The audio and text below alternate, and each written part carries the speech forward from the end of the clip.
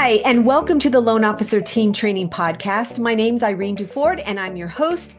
And I have the most amazing woman today, loan originator, branch manager, business owner, mother, wife. I mean, everything. This lady, Tammy, this woman who is such an inspiration to me and to thousands of loan officers across the country. Tammy Saul, welcome to the Loan Officer Team Training Podcast. Thank you, Irene, for having me. I am so excited for people to hear the mindset, the methodology, the way you think, and what makes you such a top producer. I have the honor of coaching you now this year at 2024, and it's been so fun. And we've been friends since you joined the Freedom Club back in 2019. But it's just been fun to actually be on the calls every 2 weeks and watch what you're doing and do whatever I can to help you. But you're amazing. So I am just so grateful that you're here with us today because 2024 could have been a really rough year. It was for a lot of people, but it didn't turn out that way for you, did it? Tell us what happened in 2024 for you. So in 2024, production-wise, I closed a little over 200 million, which was about a 7.5% increase from the year before. I did 185 the prior year. But what also happened in 2024 for me, and many of you know this already, and the ones who don't know are going to be a little shocked, is that I actually got a cancer diagnosis in July. Now, luckily, I'm in remission. I've been in remission since December, but it was a challenge that I didn't expect. Nobody expects that to happen. It was shocking. It was physically draining. It was emotionally draining. It was mentally draining, but I was very committed. And I made a decision when I got that diagnosis in July that I'm going to do this thing anyway, that I made a commitment at the beginning of the year that I'm going to close 200 million, and we did it. Yes, you did. You were so committed on every single call. That was the topic, is how much you were going to do. And you did not let all of the physical things that happened and the emotional and how hard it was. You worked through it. Tell us, how do you dig down deep like that to work through something? Most people would have said, I'm taking the year off. And you Right. could afford to. I could take the next 2 years off if I wanted to. But, the question of what drives me, I think that's the most important overlooked thing in our industry. We talk about how do we get leads and how do we follow up with leads and what do we say in response to this person and how do we respond to objections. And all of those things are important, but what underlies all of that is the purpose and the drive. And for me, there has always been that what we call fire in your belly. And it comes from being a first generation immigrant for me personally. I try not to watch the news because it is depressing, but obviously we hear about what's going on in the world. And I was born in Kiev, Ukraine. So what's going on in Kiev, Ukraine? What's going on in Israel? The tragedies in California. And when I look at those things, I think, wow, we're so lucky to have what we have. And I look at every day with gratitude that I'm in the place that I'm in, that I have the health care that I have the support that I have. And when you lead with the mindset of gratitude and opportunity and appreciation and a deep respect for what this country offers that isn't available in every other part of the world, then you get up in the morning, you don't feel well, you still keep going. And I will share with you, Irene, you don't know this, but I was sick this weekend. I did not feel well yesterday. I slept half the day. I've already thrown up once this morning, but I'm here. I'm at my office. I'm working. I already got 3 new clients this morning. I didn't cancel this podcast because I made a commitment that I would be on it. That's you.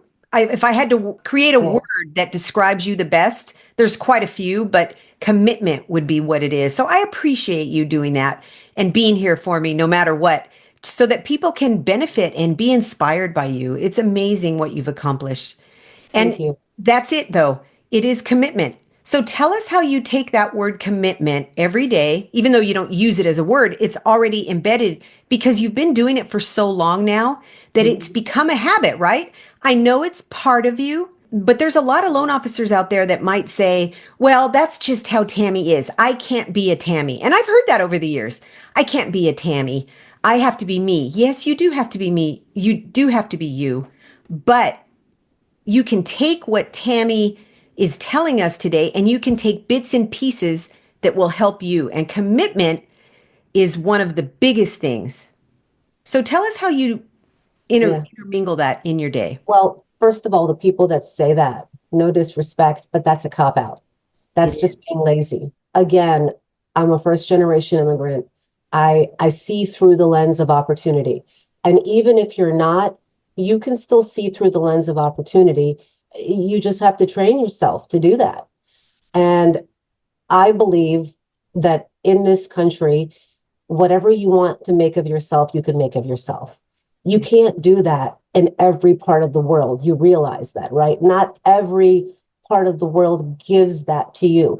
And there are people all over the world who are hungry and desperate to get to this country that cannot because of that. And when they get here, they use that. And so I think many of us have become complacent. Oh, that's not me, or I can't do that, or I don't have what she has.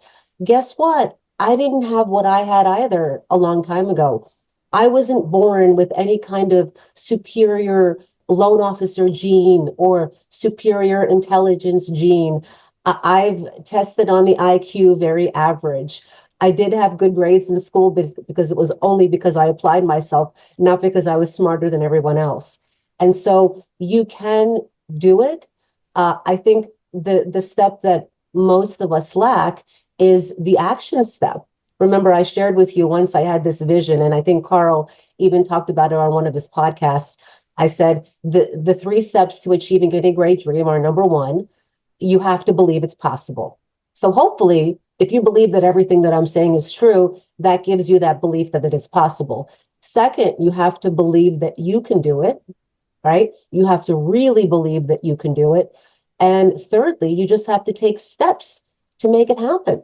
And that is not a Tammy Saul formula. That is just the way that it is in the United States. And, I'll share with you something else, Irene. I don't think I've shared this with you before, but I'm not politically inclined in one direction or another. So I'm not coming from that place, but I really, really enjoyed watching the Arnold Schwarzenegger documentary of his life. It's called Arnold. If you haven't seen it, watch it. I love it.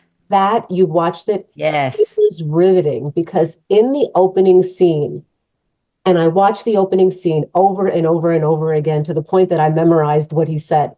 He's sitting in this bathtub. He's 70 something years old and he's smoking a cigar.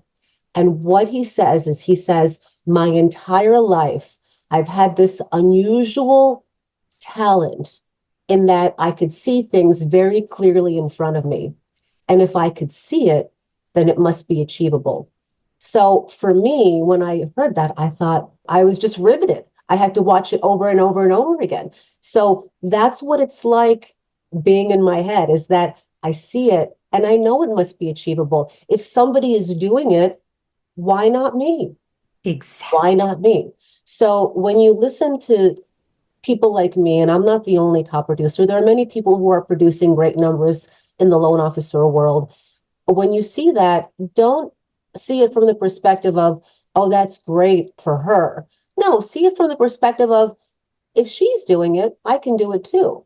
Because all it is just action steps, just one step in front of the other. And guess what? They're not all fun. They're not all easy. There are days when I'm sick, but it's the commitment. It's the I said it, so I must do it. That's very much ingrained in me. And that's something that I've taught myself to do over the years. And it's something that you do through repetition. Absolutely. That's what I was just going to say. It doesn't, yes, there are some things that come a little bit more natural to some people than others, but because of experiences, because of things that you had happen when you were growing up or whatever it was. But that doesn't mean that that's what makes them who they are. They have to be committed to doing those things and taking action no matter how they feel. My husband, one day, years ago, he didn't do this except once. He said to me, Irene, it's so easy for you to be positive. That's just how you are. This was many years ago. I said, oh no. No, that is not how I am. I may naturally tend that way, tend to be that way from the time I was young, but it was a natural inclination, but it has been work. I have had to work on my self-talk and make sure that I change it when it's not right and catch myself. So things that may come a little bit more natural to you doesn't mean that you're great at it. You have to work at it. And I told him, I'm glad you told me that, Kevin, because I realize that people may look at me and think, oh, she's positive self-talk. She talks about it a lot and it's easy for her. No, it's not easy. Just like it's not easy for you to close over 200 million. It's work. So tell us what kind of work do you put in on a daily, like take us through a day. And I know it's different every day, but take us through what Tammy Saul does in a day. It is different every day. And I remember being a 60 to $70 million producer and asking this question of people who were producing more than me. I said, what do you do in a day? What do you do in a day? And I know that the question comes from a place of wanting to know what I do so that you can do the same thing. I get it.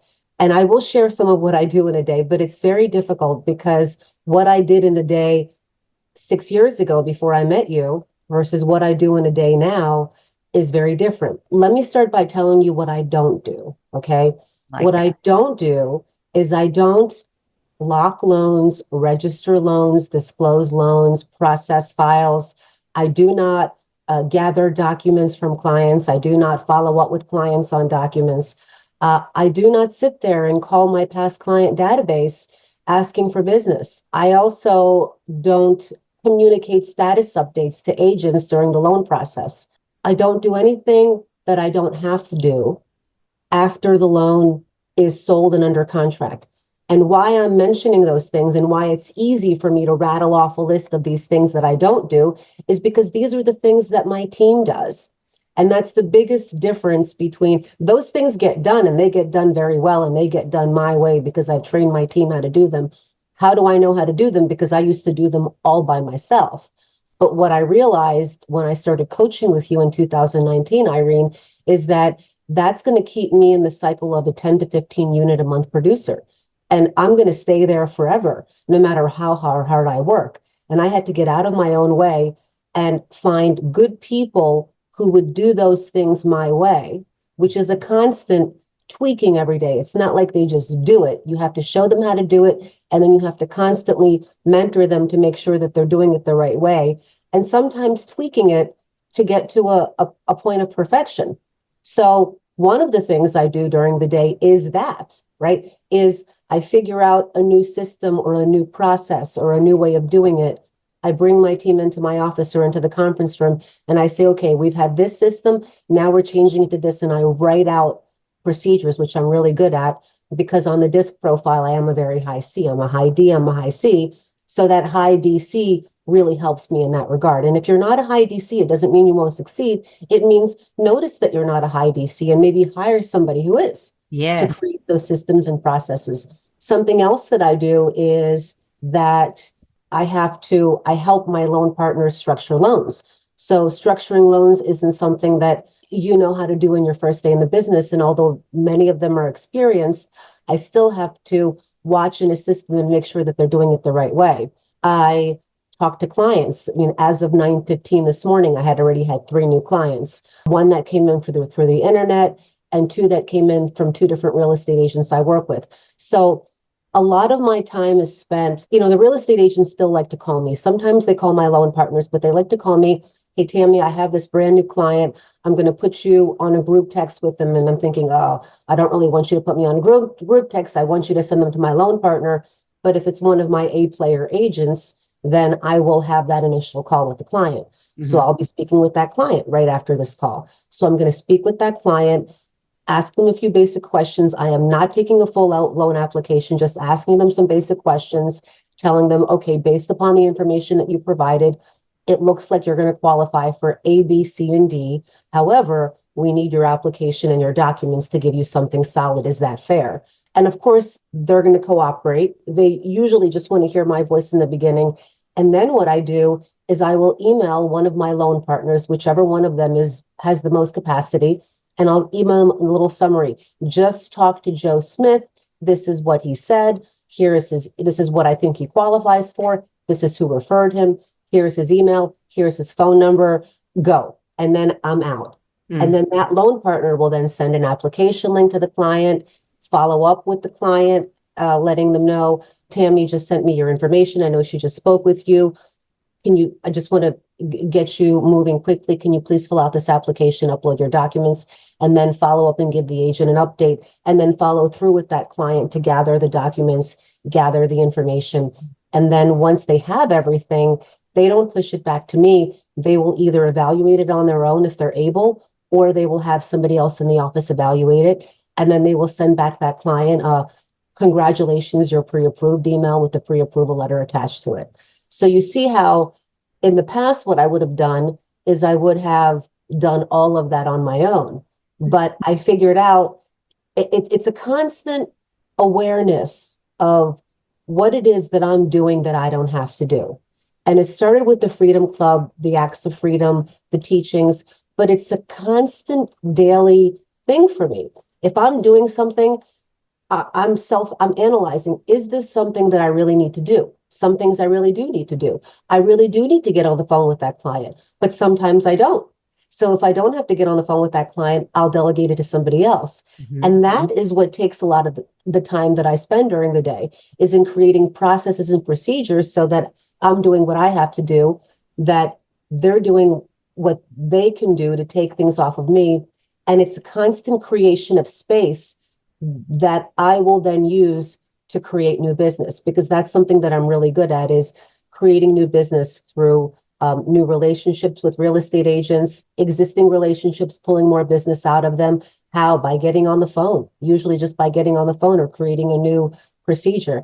And I can tell you that in a given month, I average about 250 new referrals. So referrals or qualified referrals, and they come from everywhere. They're very much diversified. Yeah. So your past clients get called, or they're working on getting called, but it's not done by you. It's done by somebody on your team. That's why. Correct. But here's the thing, those calls are being made. I don't just give, and you know, Brianna, she does that for me because you trained her in your Yes. WOW class that's brought her from here to here. So thank you for that. You're welcome. Is that I don't just give Brianna a list of clients to call and say, call them.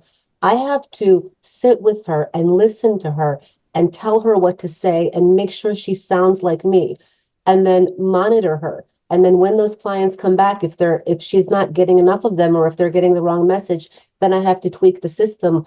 And so that's what I spend my time doing. And if you consider she's one of 17 or 18 people that I have working for me, I have to do that with each one. That takes a lot of time during the day, but that's how you grow. You have to spend your time on that, not on following up on a W-2, running desktop underwriter. I don't even have a desktop underwriter login, FYI. I don't have logins to my lender websites. I don't go in there, not because I'm too good to do it or because I don't know how. It's because that's not my highest and best use. Mm-hmm. And you know how to stay focused on your highest and best use. That's what I admire about you the most, is that you're committed and you stay focused every day. What do you tell yourself every day? Every day you want how many leads to come in the door, and tell me how you say it to yourself. So there's a difference between leads and loans. Okay. Leads are actually, we don't use the word leads in the office. We Uh-huh. use the word I like referrals. that. It's just the way that we conduct ourselves here. So we use the word referrals because we don't buy leads. They're all coming from online past clients, real estate agents, existing relationships, new relationships that I'm cultivating. So we call them referrals. But in a given day, I would say that I average about 10 new referrals somehow, some way. Mhm. Some days it's more, some days it's less. And I get them on the weekends too. So those are referrals, but actual loans, I pace myself so that every day I need three. And what is an actual loan as opposed to a referral? It is somebody under contract who's committed to proceeding, or a refinance that has committed to proceeding and we have determined works. So every day I pace myself that we need three of these. And usually it turns out to be more because I am in hyper mode. I'm worried that maybe tomorrow we won't have the three, so I better have more today. And you're right. The way I operate is that until I get those three, I'm not leaving my desk, and I haven't earned my cookies. Hmm. And towards the end of the day, if the third one hasn't come in yet, what do you do? I will find it. I will Get find on the it. phone, right? I will find it. Yeah. I will go through, and there is, even if it's a small loan amount, I will go through and find a refinance opportunity in my database. I will go through real estate agents that have historically given me loans from other loan officers that couldn't get the loan done. I'll call them and I'll ask them, is there anybody else that's having any trouble and struggling that I can help? But you know what's funny, Irene, is that in the past and in the beginning when I met you, I when I had that mentality, which I still have now, that I need this many loans by the end of the day, Hmm. I would have those situations where by the end of the day I'm struggling to meet that third or that fourth. And it used to be one. That was my goal. I just need 30 a month, 30 a month. And I thought that was a big number. But once I created that momentum for the one a day and it got to be two a day, I'm like, well, two a day, well, three a day, well, four a day. And if you could do one, you can do two, you can do three, you can do four. I don't get to that place anymore where at the end of the day I don't have my three. It's not happening anymore. It used to happen, but if it did, I would revert to the mindset that I'm not leaving until I get this person. Yes. Hmm. I love that. Yeah. Do you have a loan partner who does the loan consultations, structures the loan, and converts the buyer to work with you? Or maybe you have a loan partner or a team member that you would like to move into that position so that you can be freed up to go get even more loans. How about a newer loan officer who could benefit from some training in how to convert buyers to work with them? Our client conversion training is very specific to this role. It will help them convert even more clients to work with you and your team. We help you to be seen as a trusted advisor. We cover every aspect of converting clients to work with you. They're going to learn emotional intelligence, what it is, and how to utilize it. They'll discover the key to a success mindset. Yep, we go deep on this one. How to build rapport right from the first conversation. How to ask the right questions. How to answer objections. Specific dialogues and strategies to overcome rate shoppers. They're going to practice live with other class members. And they're going to also learn how to ask for and receive referrals. How to master the loan consultation with loan strategies that help the buyer make great decisions for their future. Client conversion training will set your team apart when they implement the training that they're going to receive in our class. It's a virtual interactive class on Zoom with live trainers, and your team members can attend from wherever they are as long as they have audio and video. Everyone participates. It's a 10-hour live class divided into 2.5-hour sessions from 9 to 11:30 on Thursday and Friday for 2 weeks in a row. Sign up your loan partner today at loanteamtraining.com. You'll find the class on the Client Conversion Training tab. I love the way you explained that it wasn't always three. You started with one, and then it went to two, and then it went to three. And everything happens in a process, a step by step. When you first came on with us in 2019, how many people did you have working for you? Oh, Remember? less than half of what I have now. Mm-hmm. Probably six. And I didn't have any loan partners at all. It was only processors. And I was struggling and miserable and tired. And Mm-hmm. I was doing the things I didn't want to do because I had to do them. I still did them because that's just me. I'm committed, so I'll do whatever I have to do. Mm-hmm. But now I enjoy my work so much more. There is still stress, but I'm doing the things that I love to do as opposed to the things that I have to do to get the loan closed Mm-hmm. most of the time. Yeah. Do you spend much time out of the office meeting face to face with agents or referral partners or anything like I that? don't. I don't. I know that's a surprise to hear, but let me tell you why I don't. It's not because it doesn't work, but it's not my personality style. It's not what I'm comfortable with. I am truly not comfortable. And it's not because I'm afraid. It's just not my natural style. My natural style is to be on the phone. I'm very effective on the phone. Many of the real estate agents I work with, I've never met in person. Some of them I have, Mhm. but if I meet with them, it's not, I'm going to go meet you at a coffee place. It's, why don't you come on over to my office? I'd love to show you my office and meet my staff.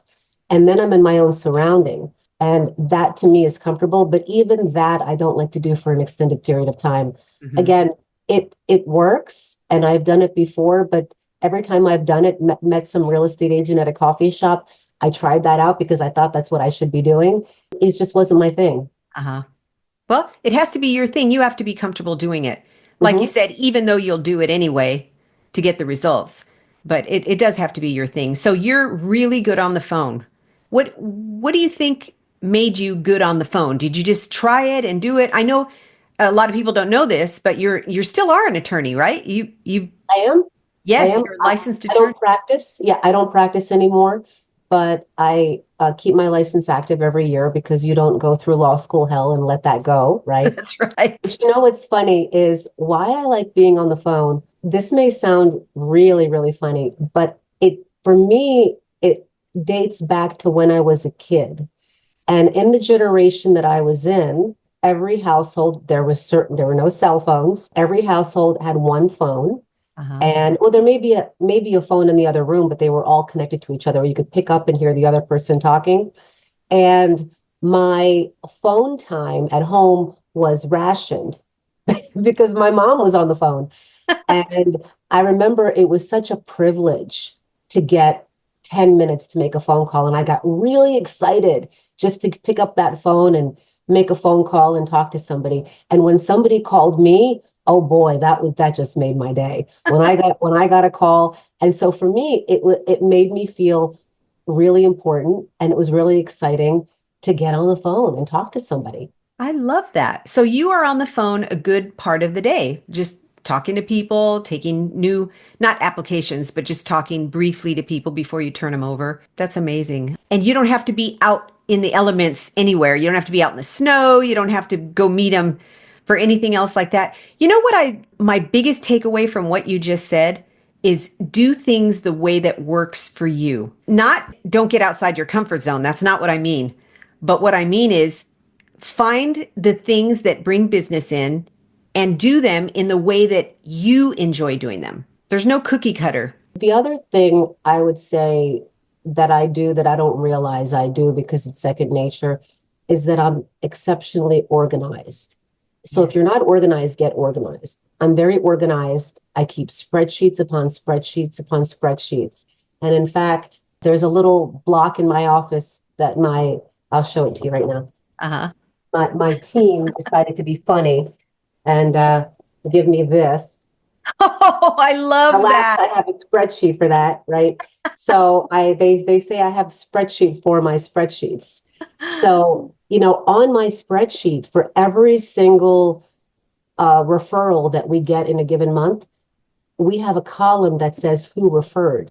Who referred. So we know the source of every single referral that comes in. Hmm. And the reason I do that is because I always worry about maybe one day not having enough business, although it's never happened. And Right. I think, okay, if I ever have to go back and create more business, what is the source of denial for this person? How did I get this referral? How did I get that referral? Oh, it was this, so I need to do more of that to get more Yes. business. And if a loan officer is inundated in the paperwork, in the I have to run desktop underwriter, I have to lock, register, disclose this loan, I have to look at the income documents to make sure they work, I have to, oh, this W-2 is cut off, let me call the client and get. If you're doing all of that, you don't have time. You No. don't have time. And that was me at one point in time. I was so disorganized, even though, and it was frustrating because I couldn't get myself organized because I was working through all these other things that I had to do. And if you don't have the people to do it for you, you start with one person. Trust me on this. You get one person. You don't go from 0 to 10 people overnight. You get one person. And if that person's the right person, and if you're doing the right thing to show them the right ways, which is the way that you've been doing it, you have to do it yourself first before you can teach it. Hmm. That one person is going to create bandwidth for you to breathe a little bit, to do the things that you need to do to get more business. You get more business, you're making more money, you get another person, and that first person will train the next person. And Yes. then you rinse and repeat, you rinse and repeat. Now, in the process of doing that, you will run across some bad apples. You will get some employees that you should have never hired to begin with. and it puts you back a little bit. Expect that it's going to happen. Even the best of us, even the best employers, sometimes we choose the wrong people. And Hmm. I've chosen the wrong people 3 or 4 times in the last year, three or Hmm. four times. So it will happen. Just accept and embrace that it will happen. And if somebody doesn't look like they're working, you're going to know in the first 3 weeks, get rid of them right away. Yes. Get rid of That's a big thing that a lot of people don't do. Let me ask you about your team now. You've got how many and like each role, not what they do on each role, but maybe how many people you have. I know you have Brianna. She does a lot of your outbound calls. She does all of your outbound calls, right? For the most part. I have other people who do them too, but she does that. That's her full-time job. Mm-hmm. And why did you hire her? Like, or what did you see in her and how it would fit the role? So Brianna came to me without any experience in mortgage at all. I found her because she was one of my clients. And I noticed that she was very bright, very bubbly, didn't have any call reluctance whatsoever, and was just very positive. That's what I noticed about her personality. And when she got to a place where she was unemployed and working part-time at the gym, making $15 an hour. I actually ran into her at the gym. I said, "What are you doing here?" She said, "Well, I stopped my other job and I'm wanting to go back to school. And so I'm working here part-time." And that's when the seed was planted that I can have this girl work for me, pay her a lot more than $15 an hour, and she's way overqualified to be sitting at the front desk of a gym. So I brought her on only for 15 to 20 hours a week while she still worked her other job. And then she kept on persistently asking me, "Can I be full time? Can I be full time? Can I be full time?" And I said, "That's the kind of person I want to work here full time, is somebody who's going to keep on asking, even though I'm not giving them a straight answer or I'm not giving them a yes. They're just going to keep on asking with a smile on their face and not making me feel bad." Yes. She's fantastic. Yeah, she really is. I had the honor of having her in the WOW training and then talking to her afterwards, being able to, because I coach you, I was able to coach her a little bit. And it's been amazing to see what she has done. And she's a sponge. When people, the reason I asked about her and about bringing up your team is because people ask me as a coach all the time. And through this podcast, people ask me, how do you find the right person? And you already know this because you've done it and you've gone through some that aren't so good. But you ask yourself, what am I looking for? What kind of person do I want to work with? What Mhm. values do they need to have? What skills do they need to have? Maybe they don't need a specific skill, but they need a different kind. Talking to people. You said she was bubbly, she's positive, things like that. In that position, you need that kind of person. I think when you're hiring people, this is my own way of hiring, is you have to make a list of what you're looking for. Be very specific. And that is what you do. But you might not make a list. I'm not sure if you made a list, but you had it in your mind, the type of person you were looking for. So it's fun. How about the rest of the roles? So I have a very distinct back end operation from the front end operation. Mhm. My back end are my processors, my processing team. So I have 3 processors, a processing manager, and a processing assistant. So that's a total of 5 Mhm. on the back end. On the front end, other than Brianna, I have a business development person who does a lot more than business development, but that's what we call her. I also have a full-time marketing person who we hired 2 years ago on salary. Mhm. And then I have 7 loan partners that work in different capacities. Some of them are able to take a client from lead to close. Others are not as skilled in the intake, and I have to wait until I actually have a contract, and then I give them the contract, and then they work it to closing. But I have the 7 loan partners, and then I have a loan partner manager who manages them to take things off, keep things off of me. So Mhm. I think when you add those all together, and then I have an assistant and another assistant who's a loan officer assistant. When you get to a certain volume, you create positions for other things. And every position you create based on the acts of freedom. I realize, okay, I'm doing too much of this, or I'm doing too much of that.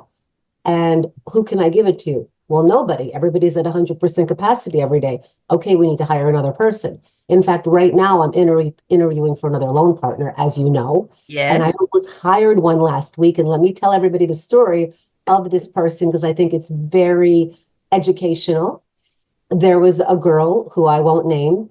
On paper, she seemed great. All the experience, was a loan partner, was a processor for a long time at a few different companies.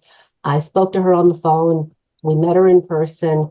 She checked most of the boxes, but there was something that wasn't quite right about her. We had this sense that something was hidden, something wasn't quite honest. She didn't follow up with an email afterwards thanking us for the interview, even though I recommended that she do so. The references that she gave were, one of them was her friend. She didn't want us calling certain people.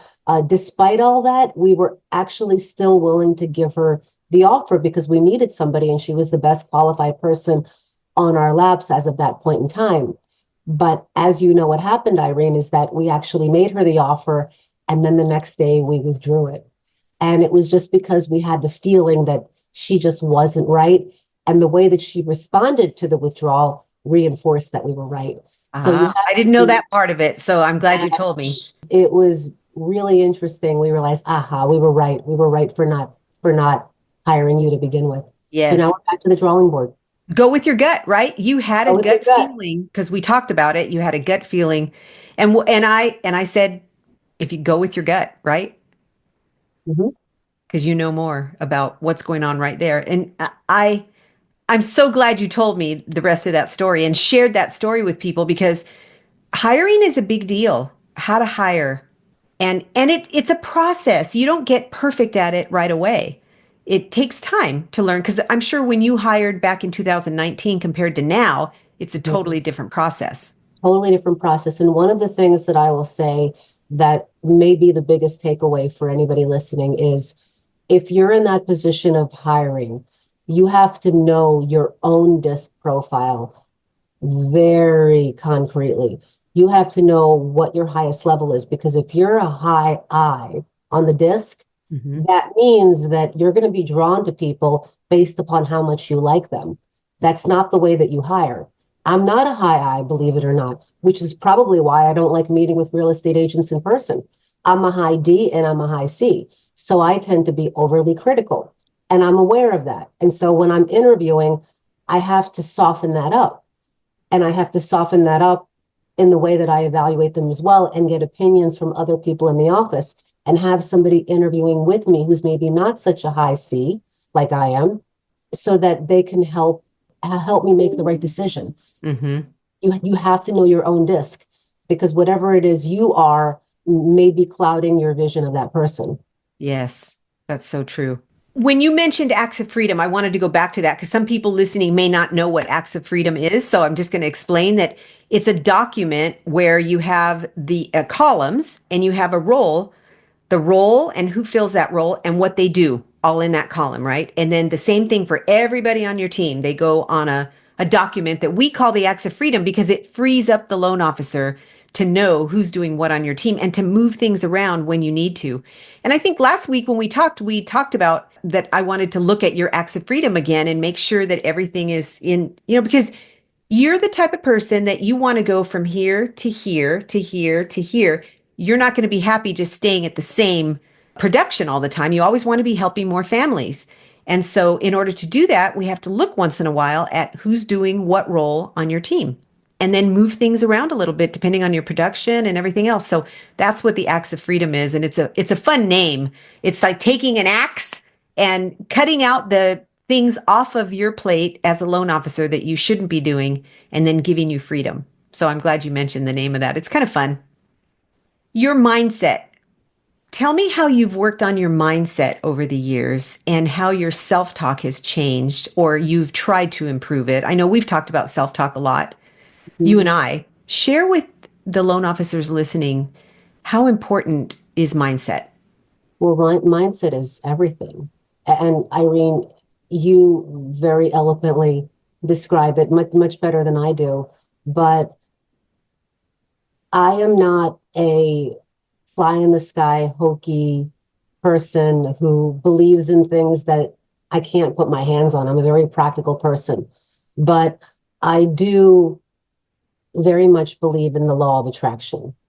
Yeah. And the law of attraction is just at its baseline something that you just cannot explain. What you put out in the universe, you get back. Hmm. And I mean, there have been times, as I can date back 10, 15 years, I've been in the business for 20 years, 10, 15 years, where on a Sunday night, I would sit there and put together a list of here are the things that I'm going to do tomorrow. Here are my loan getting activities. That's something that Carl talks about. You have to focus on loan getting activities, loan getting activities. I know it sounds very trite, but that's what I do. And I'll make a list of here are the things that I am going to do tomorrow to get new loans. And the funny thing is that frequently the things that I listed I would do aren't the things that actually produce the loans, but I produce the loans anyway because I put that energy out there in Yeah. that I'm going to do these things. And so when I create those lists now, I say to myself, okay, this is what I'm going to do, but these may not be the things that actually produce the loans. And I will say this again, another takeaway here is if it all sounds weird to you or hokey, do me this favor, try it out. Try it out because there is nothing that builds belief than results, right? So try it out. It's going to work. And when it works, then that will continue to drive you. Kind of like, you and I recently lost a lot of weight, right, Irene? Yes. Not the good way, but still, I'm happy that I did. And so what happens is the first day you go to the gym, you're looking in the mirror, you're depressed, but you just push yourself through it. That first time is not easy. It is not easy at all, but you do it for one reason only, is that you committed to trying it on, to trying it out. You try it out. A week later, your scale shows 3 pounds lower. How do you feel? It works. It Let's do it does. again. Let's do it again. Let's do it again. Let's do it again. And it Yes. multiplies. It multiplies. One of my favorite books is The Compound Effect by Darren Hardy. Me too. Haven't read it. You love that book. And when I read it for the first time, I remember thinking, this is what I'm already doing. This is great. And it actually gave me more tips and tricks on how to do it even more. So if you read The Compound Effect and you do that, this is what I'm talking about. Yes. Yeah. Well, is there anything that I didn't ask you that I think is important for loan officers or that you think is important for loan officers to know about? I think it's important to know that you have to work hard. I think some people think that I don't work hard anymore. And I work hard. I work really hard and I'm extremely committed.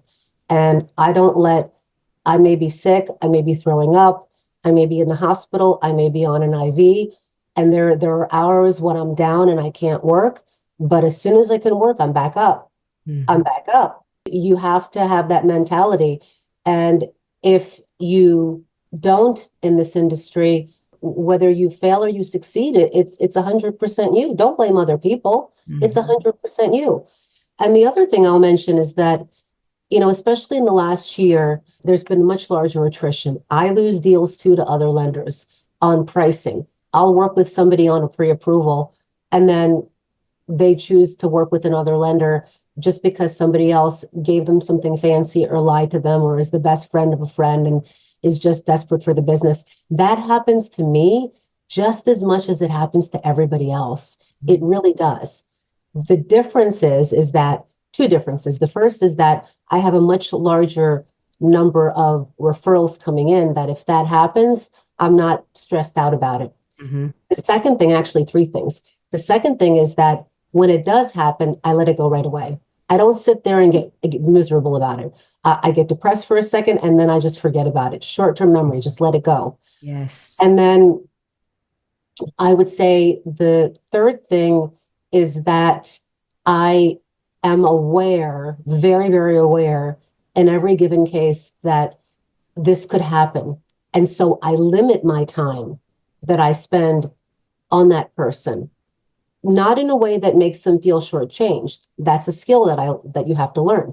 But Mhm. I limit my time because I know that that could happen. There are a number of Facebook forums where loan officers talk to each other and share stories.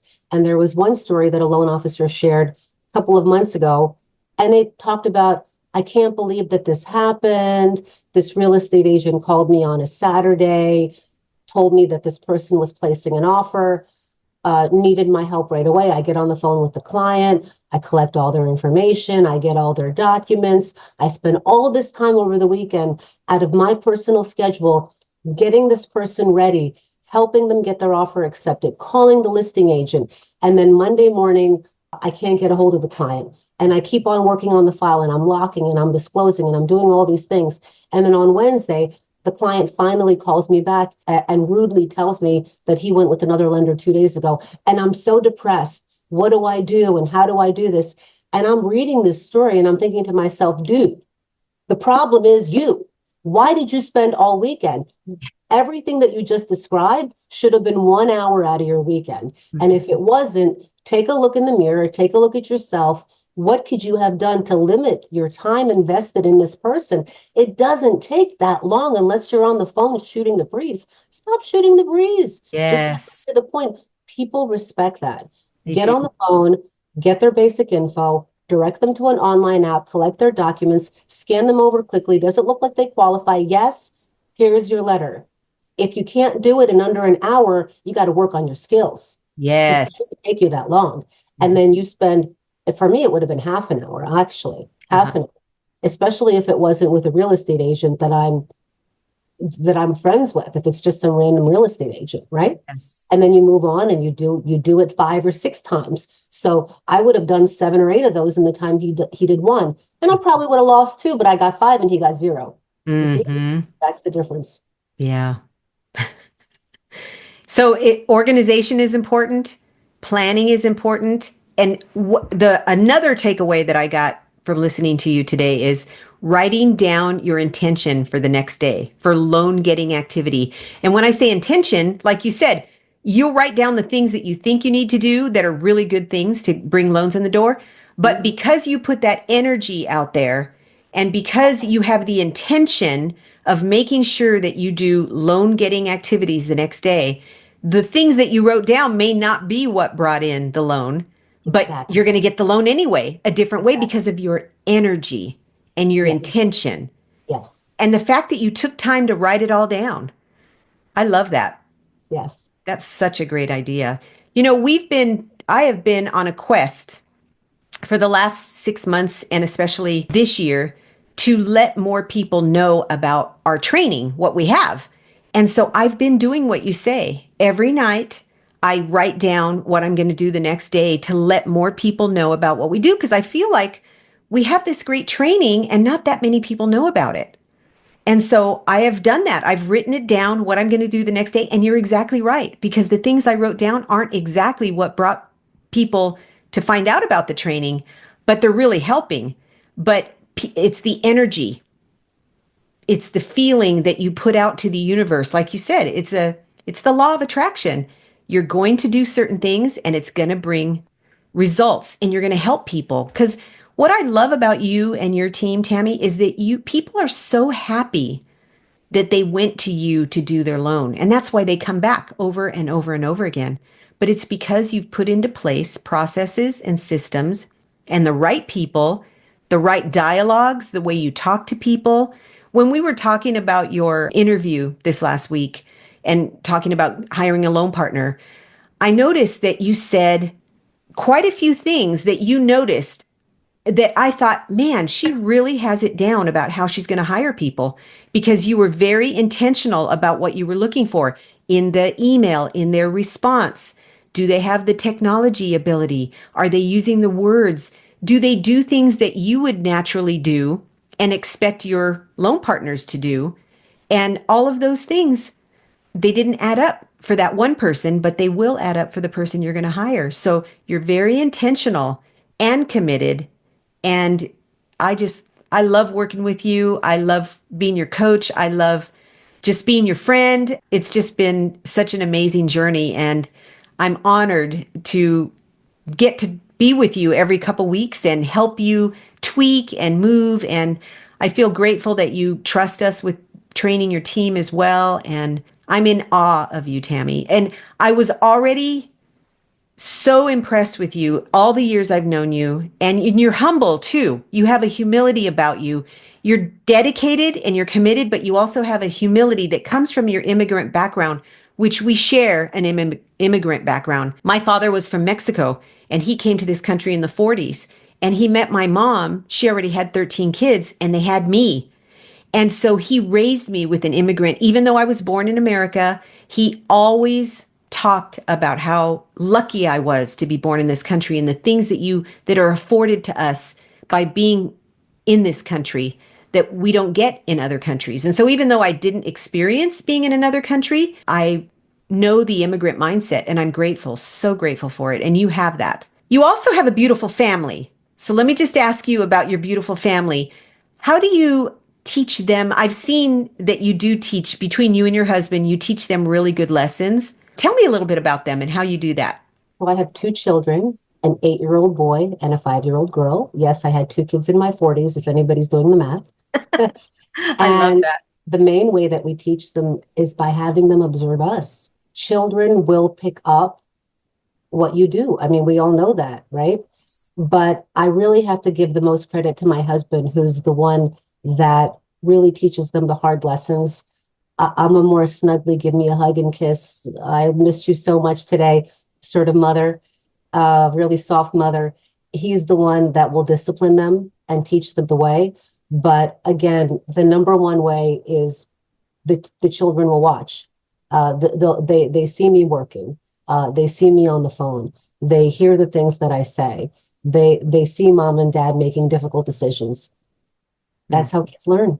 Yes, it really is. Example is much better. Watching what you do instead of hearing what you say only. Exactly right. Yeah. Well, you have a beautiful family and a wonderful business. And I'm so, so proud of you, Tammy. I wanted to have you on today. I appreciate you taking time because I know you weren't feeling good and you had things on your plate, but you did it anyway. And that shows commitment. That shows a commitment. So thank you for being on today. If anybody has questions, they can reach out to me. She is just amazing. So Tammy, thank you. Thank you for being Yeah. here. Thank you for all that you've done for me. I appreciate you so much. So, everyone, have a great day, and we will see you on the next one. What an amazing interview with a top producer, Tammy Saul. So, I hope you had some great takeaways and share them with me if you did. And remember to subscribe. That's how more people see our podcast. Enjoy your day, enjoy your week.